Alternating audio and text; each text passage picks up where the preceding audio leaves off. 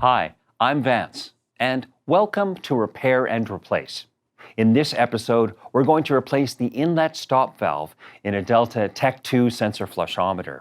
This applies to both urinals and water closets, as the models are nearly identical except for the spud diameter and size.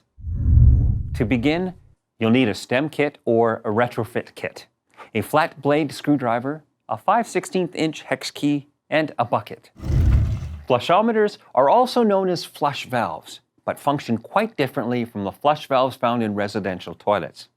In a Delta Teck II, a flexible rubber diaphragm sits between the upper and lower chambers. At rest, high-pressure water in the upper chamber keeps the diaphragm closed tightly on the valve seat.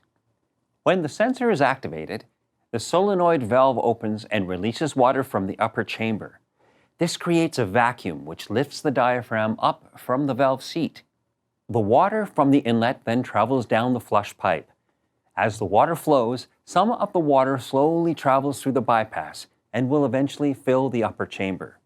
The flush will continue until the pressure pushes the diaphragm down once again. Over time, the valve stem can wear down, so if the inlet is leaking, the inlet stop valve should be replaced.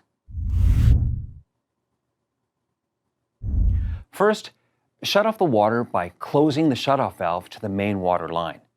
This might be located in the ceiling or a wall panel. Next, press the manual override button to help drain the remaining water. Place a bucket underneath to catch any water that might spill. Remove the screw cap and use the 5/16" hex key to remove the threaded cap nut. Now remove the stem, spring, and rubber button. Let any water drain into the bucket. Install the new button, spring, and stem. Place the cap nut over top and use the hex key to tighten it into place.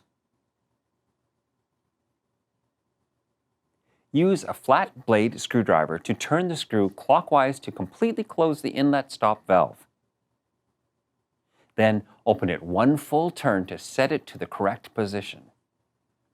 Now replace the screw cap.